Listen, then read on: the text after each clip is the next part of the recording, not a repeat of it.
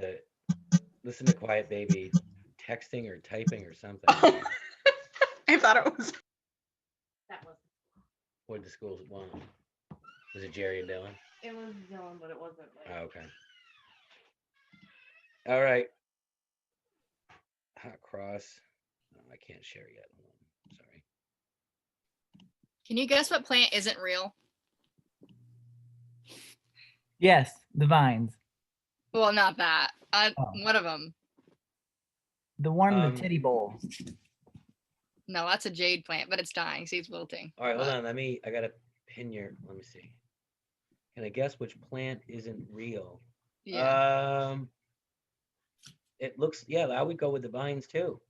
Well, the vines aren't real, but there's one up there that's not real, like in the pot. Oh, it's got to be the full luscious looking one that looks like it's thriving in a world. I cut so many off of it to make it look real too. That's why I wanted to ask. It still doesn't look real? I mean, compared to the other ones that look like they're dying, no. Or, yeah. Like, which one of these? Okay. Which one of these things is not like the other? Yeah, I tried. I really did, but. What, Christina? Oh, yeah, okay. Why is she laughing? I don't know. She just said for me to take control of whatever situation was happening. I wasn't listening. I was trying to share the screen. I'll have to check it. We are recording, so. Okay. Again, starting and finishing chapter 12 today. Going over the exam on Thursday. Kaylee already noticed one error in the key. Anyway, I don't know what's going on with my keys. Like I know what they're supposed to be, but they just aren't coming up that way for some reason. Anyway, we ready? Okay, here we go. Okay, introduction. Less is known about sexual deviations, abuse, dysfunctions than other topics. Why? Because fewer people are researching it. The topic is just taboo. It's divisive and it's controversial depending on the issue. And then think about the political climate, right? So religion has been politicized, and religion, we know, religious people have on average more restrictive opinions on sex and sex differences, or just sexuality in general. So there are sociocultural influences and on our sexual practices and standards. We have to remember that some aspects of sexuality are universal, but others are quite variable, and sexual attitudes vary across cultures and across time, right? So if you look at the way our own culture, American culture, Western culture, is today, in comparison to the way it was 100 years ago in regard to sexual expression, sexual identity, and so on and so forth. So cases on upcoming slides exemplify a variety of sexual standards. So for example, we always look at the history of different, we'll call them deviances or disorders or abnormalities or whatever you want to call them. But it was thought that when a man ejaculated, he lost aspects of his masculinity, right? So they call that the degeneracy theory. And this led to eventually the abstinence theory, where they thought that masturbation threatened public health and caused insanity. Oh. Now, we all know now, and it wasn't until I think the 70s that it was determined that that masturbation is a perfectly normal and healthy activity. Relaxing activity. Yes, it's a doesn't cause insanity. It causes a nap. Ace Ventura called it his mantra. Anyway, ritualized homosexuality is practiced in some societies in Melanesia. These are male initiation rituals where young males exchange semen with each other, and it is thought that ingesting semen protected against female pollution. I mean, even when they were engaging in sex acts with the female of their kind, the males would even stick like things in their noses so as not to smell the female. It's true. Males were kept away from females, essentially. I like this culture. Homosexuality in American psychiatry. Up until 1970, homosexuality was widely regarded as a sickness. Current evidence shows that homosexuality is compatible with psychological normality and that homosexuality is no longer listed as a disorder in the DSM. Paraphilic disorders. These are let's do this. Paraphilias are recurrent, intense, sexually arousing fantasies, sexual urges, or behaviors that generally involve abnormal targets of sexual attraction, unusual courtship behaviors, and the desire for pain and suffering of oneself or others. Now, on their own, a paraphilia, they're just unusual sexual interests, but they don't necessarily have to cause the individual or others harm. And if that's the case, it's totally fine. It's not a disorder. People just like feet. People just like different things. Some people do, right? When it becomes a disorder is when it does cause harm to themselves or to others.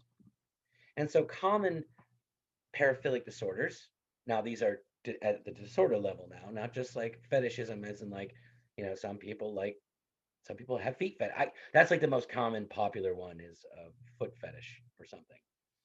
Kaylee, go.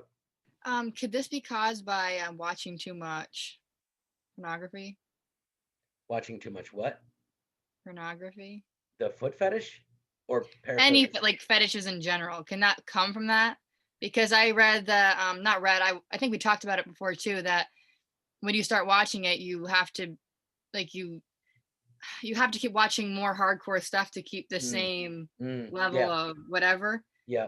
So I'm saying, could you actually get a fetish just because you have to keep going up on different sexual things to feel Yes. aroused or whatever? Yes. Wouldn't that occur more in childhood than adulthood, though? And that's what we're going to address, that these things usually start during adolescence. Yeah. Okay. Because you can get a fetish at any point. Yeah, Yep. yeah, no. Oh, you can. Yes. Okay. Yeah. You can develop a sexual fetish to running water. Oh, Yeah. As long as it causes sexual arousal. a wise woman once told me anything is porn if you jerk off to it. That's true. That's absolutely true. Yay! So a fetish on its own isn't sexual, but a sexual fetish is. So someone could have a fetish for, I don't know, musical instruments. Doesn't Oh my mean God, it's sexual. lamps. I have a thing for chandeliers. I don't Yeah. even know why I want them. I just have to have them. Yeah, and that's a fetish. That means you're just fascinated with them. You just like them. That's all. But a sexual fetish is something different that causes No, sexual I arousal. do Right. not get turned on by the lamps. Right. So transvestic fetishism is where people like to dress as the opposite sex. Pedophilia is where people are aroused by prepubescent people. Voyeurism. What's voyeurism? Looks like voyaging. You watch someone have sex or you Yeah. are being watched. Yeah. Yeah. Well, watching others, that would be like the peeping Tom. That's voyeurism. Exhibitionism is being watched. The person watching would be a voyeur. The person exhibiting would be like a flasher or someone who was having sex in public, masturbating in public, that kind of thing. Then there's sexual sadism, where you derive sexual pleasure by inflicting pain. And then there's sexual masochism, where you derive sexual pleasure by receiving pain, psychological or physical. Like if someone just likes to be demeaned and it causes sexual arousal, that'd be a masochistic act. And it's important to know all of these, except for pedophilia, exhibitionism, and voyeurism, those three. Oh, we didn't do frauderism. No, actually, I'm going to go back. I'm going to take that back. What's frauderism? That's when you're rubbing your genitalia on unsuspecting victims. This happens a lot on public transportation. People will rub their groins on other people. How is that a disorder? That's just like creepy. Yeah, but unless you want someone's junk rubbed on you, that's obviously going to make you uncomfortable. Yeah. But Right. I'm saying like to do it, like to rub on somebody, doesn't how is that a disorder? You're just being gross and weird. Because it causes that person or others harm. Okay. Yeah. Okay, it just has to do with definitions and stuff. Yep. Okay. Yep. So, but nobody cares about fetishism. Nobody cares about transvestic fetishism. Pedophilia is wrong. Voyeurism is wrong. Exhibitionism is wrong. Frauderism is wrong. Sexual sadism depends on the level, the degree, because we also know that there's another disorder, sexual murder, right? That's obviously wrong. Sexual masochism, um, again, it depends on the degree. So some people just are into that BDSM. I always forget what it stands for. Don't tell me. Don't tell me. Bondage. I'm gonna go with dominance. Sadomasochism. Is that it? Does anybody know what BDSM stands for? Yes. I believe that's it. No, it's bondage and discipline, or dominance and submission, sadism and masochism. That's what I said, Oh, I'm sorry. didn't it? I read the first part first, and I was like, no, you're wrong. Rewind the tape. I'm pretty sure that's what I said. Yeah, said it, I'm Colin. with you, Colin. All right. Good. Okay. So what are the causal factors? Right. So what are some things, some demographic factors? What are some things that seem to be linked? Well, when it comes to paraphilias, they're almost entirely owned by men. Paraphilia usually begins at puberty. These men typically have stronger sex drives.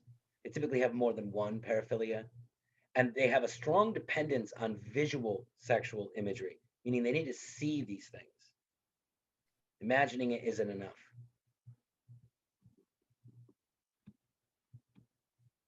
True or false? Other than sex offenders, most people with paraphilias do not seek treatment. True. Right? True.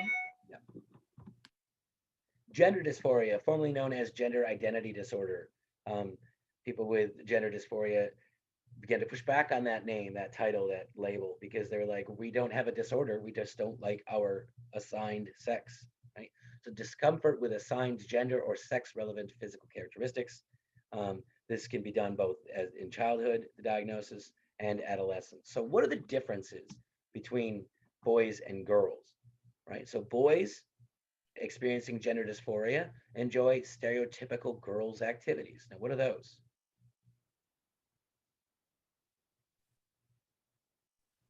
Makeup, dolls, Yeah. things like that. Yeah. Kitchen stuff, cooking. Yeah. And the adult outcome is typically homosexuality. For girls, they prefer traditional boys' clothing, pants and jeans and sneaks, and their shorter hair. The adult outcome is less clear, and this may lead to homosexuality, but there's so many small studies, we don't really know. And recall, there's more gender fluidity. There's more fluidity with sexual expression with the female of our species.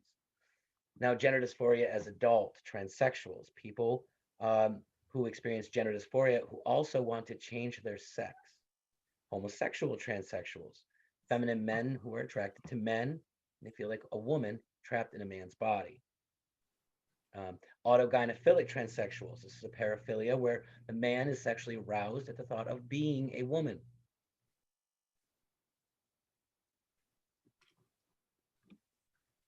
Okay, so we already talked about the whole sex reassignment, gender reassignment process, right? So first thing to do is they seek,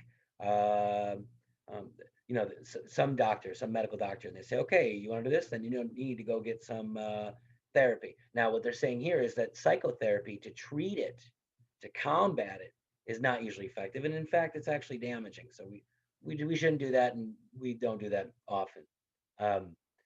Unless they really want some sort of treatment to get rid of it, if you will. But there will be some form of counseling, right? So, okay, so you are a trans man, you are a trans woman, you are a sex woman who feels like a man. So you are a trans man. So here are the things that we're going to do. We're going to go through some sessions together. You're going to maybe move to a community that's more permissive when it comes to sexual expression, and you're going to live as the sex that you want to live as in this community for 1 to 2 years. Meanwhile, we're going to be providing you with some hormone treatments. We're going to be, for a trans man, we're going to be providing you with testosterone shots, for a trans woman, estrogen shots. Let's see how it goes. And then after a couple of years, If you got the money, if you got the desire, if we feel like it's going to work for you, then we'll go to the surgical procedures. We'll convert for a trans woman a male's penis to a vulva, and for a trans female to a penis and scrotum from the labia majora and the clitoris. Now, when it comes to sexual abuse, does sexual abuse lead to pedophilia? Right? Other forms of sexual abuse, incest and rape. Now, childhood sexual abuse in the United States, the prevalence is 4 to 6%. In the world, it's about 1.6%. So they are at a higher risk, these victims, at a higher risk for fear, anxiety, and substance abuse disorders. They have suicidal ideations and actually behaviors. They rely on children's testimony and recovered memories of sexual abuse to study it. Yes, Kaylee. Okay. So people aren't born pedophiles, right? They are not. Because what you just said is like a cycle, right? They're sexually abused and then they can become pedophilic. And then they do that and then that's what happens. The cycle keeps going. Right? Or am I wrong? I really don't know. I can't remember if we talked about it before. We didn't. Or is it Or just a mix of typically both? speaking, are we more prone, like alcoholism, are we more prone to be a pedophile if our Very good. Yes, that's the answer. So Yeah. both? Yeah. So yeah, everything about us is a nature-nurture interaction, but there's definitely a predisposition for it, and there has to be. Otherwise, it just wouldn't exist. So in predisposition, I mean in like the a individual. default in our genetics, or was that like a learned? Well, if it's learned, it's more nurture. It'd be more the environmental, Yeah. experiential. So if it's something related to, it could be something related to genetics. It could be something related to the environment of the womb having an impact on your development. Well, because you said in some cultures it's completely common to, yeah. So I mean, like, is that, I don't know. I guess it just broadens the scope. Yes, I mean it's when it comes to,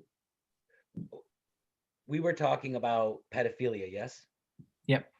So in some cultures, we know that girls are made brides long before they hit puberty. Yeah, it's like some cultures have it like as early as 9 or something, 9 to 13. Yeah. So culture definitely plays a role. But there has to be,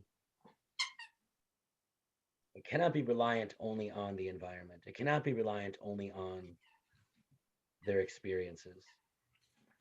There has to be some role of the central nervous system that responds to things a certain way differently than others. And I'll go more into that in a little bit, and then I think it'll connect. So pedophilic disorder. Okay. The adult has recurrent intense sexual urges or fantasies about sexual activity with a prepubescent child. They're acting on urges. The acting of the urges are not a requirement for diagnosis if the urges causes a person distress. So a person could have a pedophilic disorder and never have committed any crime. But if it's causing them personal distress, having these feelings, having these thoughts, then it's a disorder.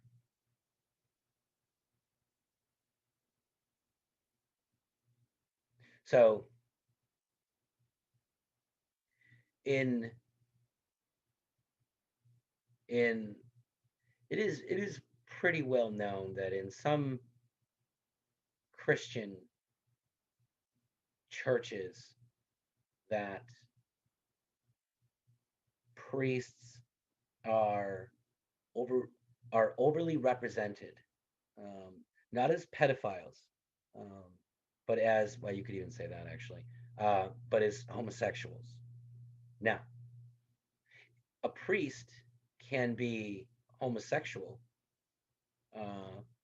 never act on it, be totally fine with it. Be like, this is the way God made me. I am fine. Everything's fine.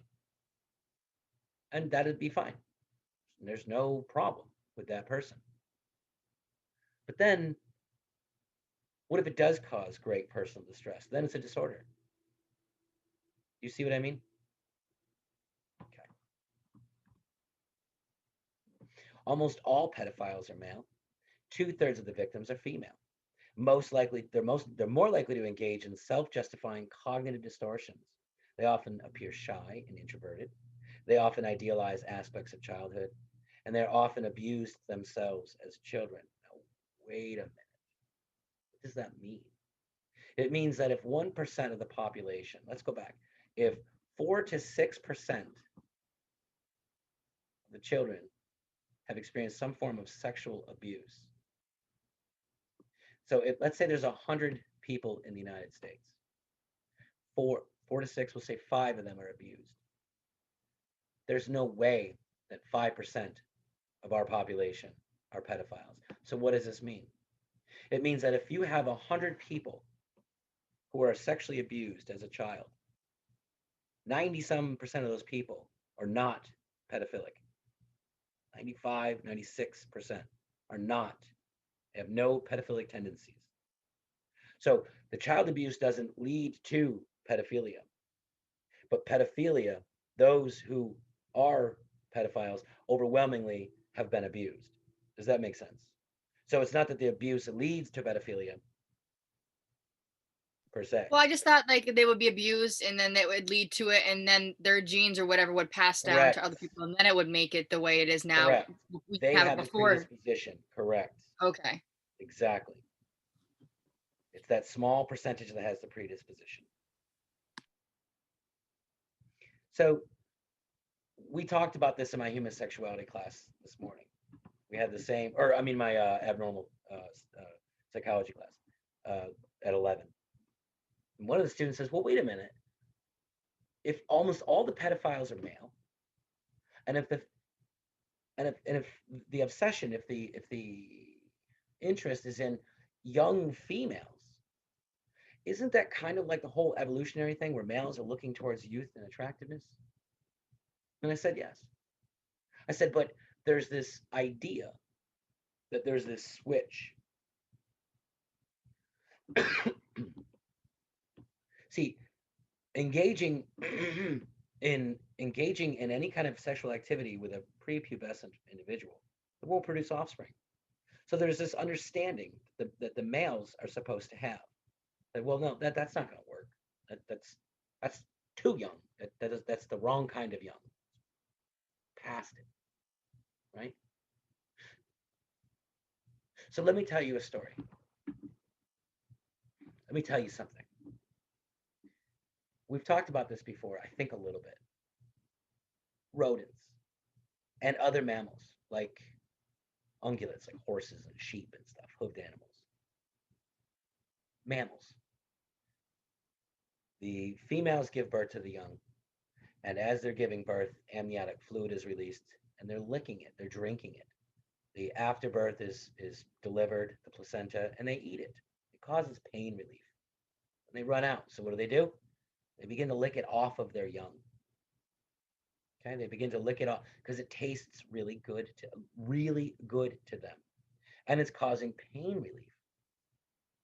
So this was evolution's way of ensuring that the mother of the offspring quickly cleaned the offspring, because not only does it remove the film, but it also helps maintain body temperature by removing that film. Because if it was just this like thick viscous substance, they would remain colder longer. If they're taking that off, then they can dry quicker.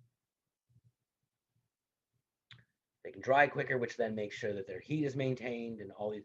But meanwhile, not only are they maintaining body temperature or helping maintain body temperature of the offspring, but also they're moving, they're jostling the offspring around, which is stimulating the lungs.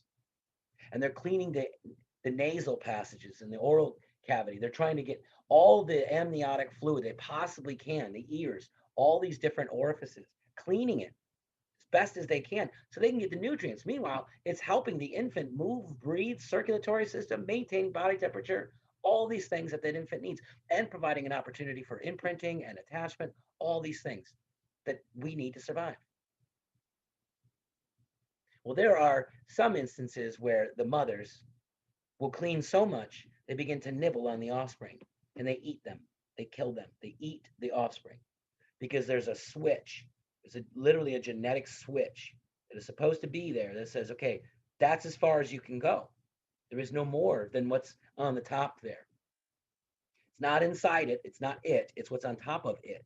There's a switch that's supposed to be turned on. Well, some of these animals don't have it, and they will just eat their young. Okay. So what if pedophilia, where's that switch? These men just didn't have a functioning genetic switch that said, that's too far. That's not topical anymore. That's not productive. Now you're counterproductive. You're actually damaging it. So compound that with a history of abuse, experiences, and there you have it. That was beautiful. Thank you. I don't know what, picturing it wasn't beautiful, but it was very well spoken. You told us that before too. I remember you telling us that About the rats. Yep, about the what was it? the They were rats. rats and mice and rodents that do this, yeah. Oh, I was thinking like a horse. Horses probably do it too. So is that like with every offspring? Will they keep doing that every time they have an offspring, or will like a switch maybe one time actually go off? No, I know for rats, they'll do it to every litter they have. Oh, Is I don't it have any kids. potentially that something could be wrong with the offspring? Because my dog ate one of her first babies and then not in the second litter. Mm. But she also Your was a terrible dog? mother. Like she didn't want to mother, she didn't want to mother them. She picked one each litter, and that was the thing that she took care of, and then the rest she was like, you can die. Mm. My hamster ate the babies. Mm. The dad ate all the babies. I think he was jealous or something like that. But I don't think it was to do with the fluid. I'm No, thinking males do it for different reasons. okay. Yeah. Males usually- genetically aren't supposed to be nurturing, aren't they? They're just supposed to be there for protection. Males. Yeah. We have spillovers, like we have nipples. We have spillovers of the maternal instinct, but it's not Okay. nearly as severe or intense as the females. No. Because I know like male dogs aren't like female dogs won't let the male anywhere near the babies. Mm. At least for my dog litters. Mm. Like it's a big no. That may be species dependent. Usually when that happens, it's very, very common. You've heard about this in lions, but it's very, very common in rodents. And see, because rodents are a social species, they live in groups, in clusters. And so if the male isn't the father of the offspring, it will eat them as competition, because what happens is that when the female gives birth to the pups, because they call them pups, when she has to feed them, breastfeed them. Well, while she's feeding them, she's sterile. She's not allowed to become pregnant. So the male, as an adaptation, a competitive male, the non-parental male, if the male rat can actually detect, or mouse, detect whether those are its genetic offspring by smell, and if it does, it'll kill them, won't eat them, just kill them, just so she goes back into an ovulatory state. You said the same thing about bears too, right? I don't know that about bears. Oh, I thought it was you that said that. But like, male bears will kill offspring just so they can keep mating. That makes sense. Because My hamster also ate the mother though. What the male did? Yeah. Okay. How long ago was this?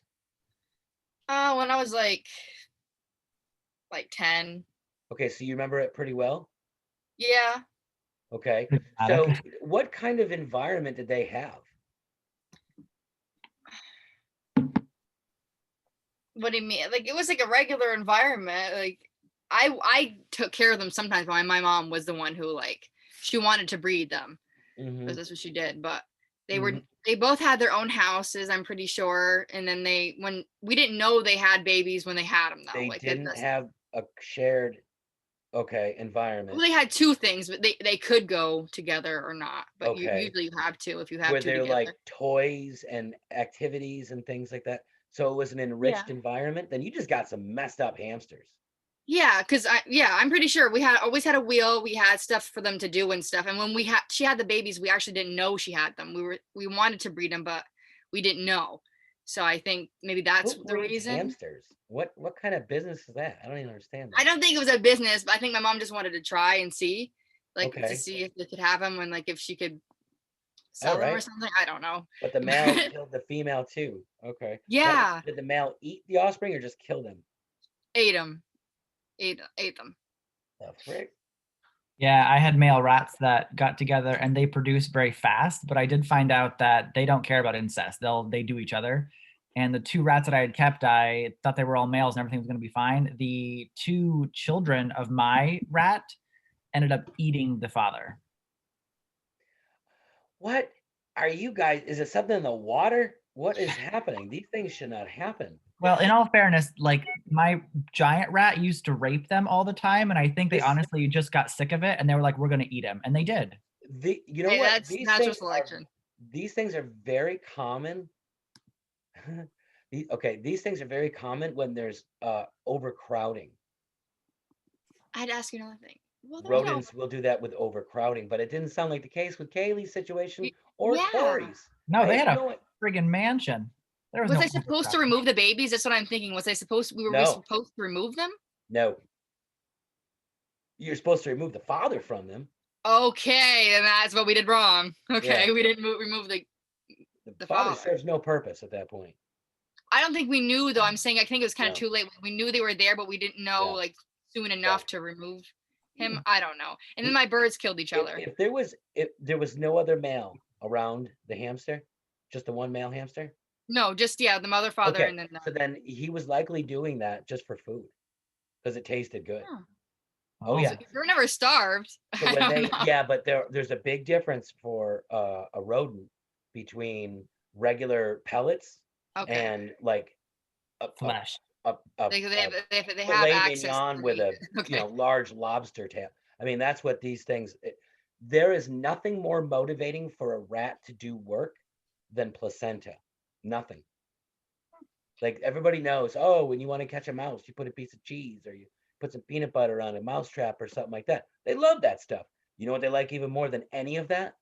And here, okay, I'll tell you what. When we wanted to run trials for rodents, they actually went through a series of tests to find out what was the most motivating reward. And they found it was Oreo cookies mashed up in milk. Okay. Yeah, you said that. Nothing other than drugs, other than literally cocaine. Cocaine was the only other thing that was more rewarding. Okay. Then they tested it against placenta, and placenta beat cocaine. Placenta was more motivating than anything else. And think Find about all of what them. that means. Think about what that means for their species survival. It needed to be something so tasty. Anyway, let's talk about incest. can I Oh, ask wait. something? No, okay. One more thing real quick. I don't want to take up too much time, but Yep. my birds. I just wanted to add that because they were all girls and they killed, and my one of them killed. We had 3 other birds, but they weren't together. It was one at a time. I don't know I what didn't you're do talking this. about. What is happening? Okay, I had a bird named Missy. It was in a big cage, and then we felt bad that she was sad or something for being alone, so we got her a friend. Yeah. Then she ate that one. Birds And don't then so we eat got each another other. What do friend. you mean a bird ate the other one? It ate his neck out. Like we woke up in the morning and it was laying on the thing with his neck like the Yeah, they'll stuff peck like each pulled other to out. death. They'll peck each other to death, but they won't eat each other. I swear, no, there was like blood. There was like blood all over. That's I'm pecking telling it you, to he was death. like. No, I didn't say he ate the whole. birds. Okay, go ahead. I believe you then, but I'm just saying I could tell that like pieces were like missing out of the neck. Oh no, they get pretty violent. My mom got lovebirds, and we thought that getting them like paired off was going to be a good idea, but the other one killed the other one. So she wanted to be by herself. She was not a nice bird. That There's happened 2 blood times everywhere. or 3 times, and then the bird killed herself. You okay? Look it. All right, Kaylee, you need to have your water tested as soon as possible. Yeah, Kaylee's environment is just driving animals. The She killed first herself. She time. banged her head on the thing until she literally died. Yeah, they I'm go. telling you. Sometimes they Okay. go insane. Who knows? Yeah, birds do. They get really depressed. Okay. All right. I Okay. just wanted to ask because it was different. There was no males involved in this one. They were just. Well, she was clearly the Black Widow. So, I mean, she's like, okay, I've taken all the lives. Now I must take my What own. kind of birds were these? Parakeets, right? From What? Smart. Oh, well, PetSmart's known for like inbreeding some of their smaller animals. So, I mean, like there could have been genetic problems, all sorts of Maybe. things. It's the water. Just wanted to add that Okay. in. All right, let's talk about something a little happier. Let's talk about incest. So, of course, this is culturally prohibited, right? No matter where you are, and this is sexual relations between family members. What is the most common type of incest? Between Uh, whom? Cousins. Nope. Good guess. the most common type of incest. Well, wouldn't it Sibling. be Father and Wait, daughter. what, Angela? Sibling? Brother and sister. What's the second? Cousins or Parent? father and daughter. Father and daughter. What's the least? mother and son? Cousins. Yes, Mother and son. is the least said? common. Yeah. Okay. Wait, I have something. So my sister's in here with me, and you asked what the most common type of incest was, and she just went, there are multiple types. I'm very confused. Well, relationship wise, between whom? Yeah. So obviously it's taboo in almost all cultures, but the prevalence is difficult to estimate because people don't tell, people don't talk, right? Well, I mean, the mother to son thing is, didn't you just say that it was statistically low for a woman to be a pedophile anyway? Yeah. So, I mean, like that already decreases the odds in general. Yeah. Yes. Rape is sexual activity involving actual or threatened forcible coercion of one person by another. Statutory rape, sexual activity with person under the age of consent. And sexual assault refers to other forms of unwanted sexual contact. Could be someone grabbing your butt cheek, could be someone grabbing your breast, could be someone, I don't know, something sexual, rubbing up on you. Does- What? Does age of consent vary between countries or? It's 8. Well, yes. Yes, it does. So Yes. here it's 17 or 18. 18. Oh, okay. Thought it was 17. I think 2 17-year-olds can have their sexy time, Oh, but I don't think an 18 and a 17-year-old can. It's something like that. I don't know. But yeah, like you have like different cultures like quinceañera, right? Where Spanish speaking people believe that once you hit 15, you're an adult kind of thing. So if you look, this is the U.S. Department of Justice data that shows the statistics about women who were raped and their ages. And what they found was 12 to 17 was the highest percentage, then 18 to 34, and then a significant drop once you've reached 35.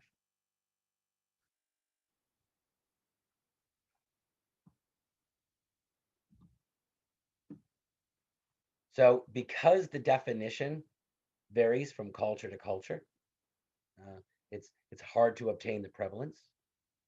It's hard to gather information. Women are highest at the highest risk when they're under the age of 34. And of course, the rapist is often known to the victim. It's usually an acquaintance or a friend.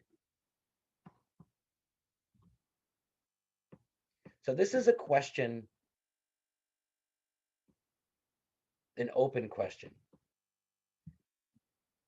Do you think that rape is motivated by sex?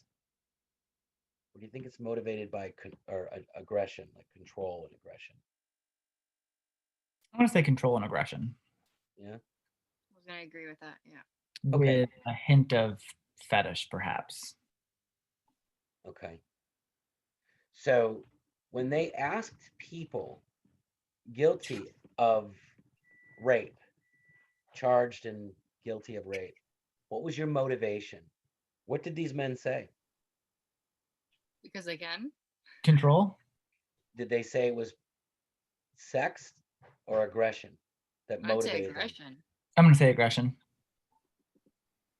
You don't look like that's the answer, so maybe I'll say sex. It is sex. They said no, it was sex. Really? Hmm. But But when they they- think that, Correct. but it Correct. But when not you really have- though. No, that's right. That's right. So they think it's just sex because they're separating themselves from the victim, right? Mhm. Oh, it was just sex. It wasn't thinking about, dominating or controlling or paying anybody back. But when you look at the research shows almost always it's by aggression. Yeah, because if it's just sex, then you don't need to go rape somebody. There's just no reason. That's what I'm saying. Like, there's so many other things you could be doing, and Correct. other than raping, you're doing it because you want to Correct. control something. Exactly. Correct. So Exactly. You could always find sex somewhere else, some other way. literally, always. Yes. Yep. So the potential consequences of rape: physical trauma, psychological trauma, post-traumatic stress disorder. So we know that women commit only a small fraction of rapes. An incredibly small fraction. Most rapes are committed by men. We know, people known to them. 60% of all rapists are under 25 years of age, I believe it is. I think it's 25. They're relatively young. Did you hear about that guy that in Plattsburgh that Obviously because he was going to be on trial for stuff like this? no. Is there something that I'm supposed to know? Oh, well, he was in Plattsburgh and he just kind of, ended it. He committed suicide? Yeah. I didn't know if I could talk about it because we're recording, but Was this recently? yeah, like last week, I think. And he was charged with some sort of sex crime? hmm Really? Was this an older individual? Yeah, I was just gonna say he's probably like 50 something. Oh, that is maybe. kind of abnormal. I was gonna ask. So I always think of like a pedophile as being like 40 or older. So this was not just any kind of rape. This was pedophilia. I guess so then, right? Yeah, okay. So I'm thinking pedophilia is more old than I'm kind of putting them Yeah. together. So rapists are more younger, Yeah. like just over as a whole. Yeah, Okay. Yeah. No, I didn't know that. Was this the guy that was trying to lure the boy out? Yeah. From the Crate Center. Yeah, I actually dealt with him personally a few weeks prior to that because he was at a friend's house. He literally had driven down the road that we were going to, and it's a dead end road, and he was coming on to one of the 15-year-old girls at a party telling her that she should dress a little more provocatively. And I'm Angela, guys. Look at me. This is me. Look, I want everybody to see my nails while I'm typing. they're nice nails. Like that's helping. Okay. Put us upside down. Did you know that sex offenders with deviant sexual preferences have high rates of recidivism? That makes sense. And the recidivism rates for rape and sexually deviant behaviors decrease with age. And why does that make sense? Because your sex drive goes down? Yeah.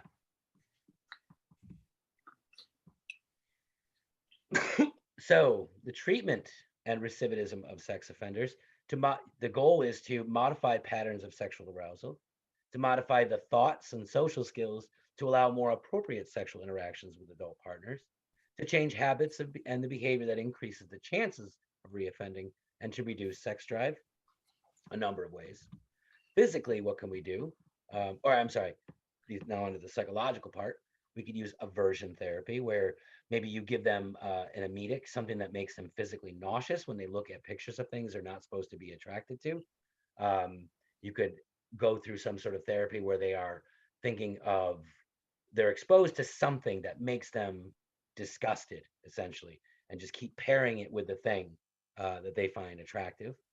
Covert sensitization is a form of behavior modification. Cognitive restructuring, again, changing the way they're thinking. And then lastly, social skills training. getting them to interact with normal, with people that they should be interacting with in a normal way.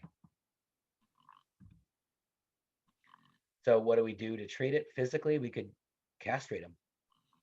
We could, yep, you could do a physical castration. You could conduct a chemical castration, which is a testosterone blocker. You could use hormone therapy and cognitive behavioral therapy. But what we found is that if you give, like, say, a pedophile or a serial rapist a hormone blocker, a testosterone blocker, it does decrease the sex drive, but there's still the cognitive component. They still remember, and so they still go back at it. So that's not enough. Even just castrating is not enough. So now some common sexual dysfunctions, right? These are going to result in the impairment in desire for sexual gratification and or the ability to achieve it. These affect both hetero, bisexual, and homosexual couples. And there are many possible causes. So when we look at sexual dysfunctions, we know that there are 4 phases of the human sexual response. So in human sexuality, we learned that they are the excitement, plateau, orgasmic, and resolution. They're also, it's the same idea, and that is the desire phase, you're just getting aroused. The excitement phase, also known as a plateau phase. The desire phase, also known as excitement phase. Don't be confused by that, okay? Just, you get the idea. So first is the arousal, the excitement. Then you have the actual act, the plateau. It could be self-stimulation. It could be sex with someone else of some kind. Then you have the orgasm, and then you have the return to baseline, and that would be the resolution phase. So what are some common sexual dysfunctions in men? Hyposexual desire disorder. Hyper is over, hypo is under. So it's little or no sex drive or interest. There could be erectile disorders where they have the ability to achieve or maintain an erection. It could be the early ejaculation disorder where there's a persistent and recurrent orgasm and ejaculation with very little sexual stimulation. Or there's the opposite, the delayed ejaculation disorder, whereas the inability to ejaculate during intercourse. So for women, though, there is the same as the hypoactive, right? So the hypoactive sexual desire, but they call it the female sexual interest arousal disorder. Then there's pain. There's the genitopelvic pain or penetration disorder, which is the genital pain during intercourse with muscle tension and fear and anxiety related to the pain from penetrative sex.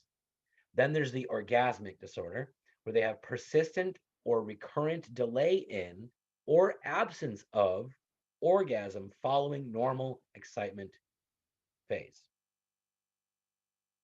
So low drive, pain, or no orgasm. For males, low drive, no erection, ejaculate too early, ejaculate too not at all. So some unresolved issues.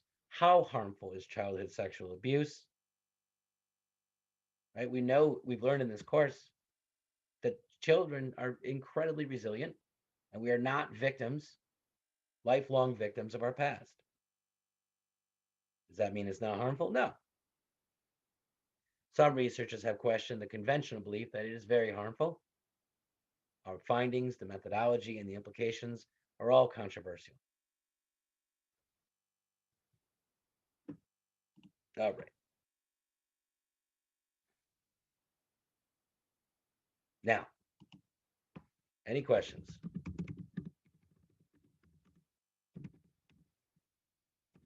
No? Nope. Missed out- I'm missed out next big right time. out.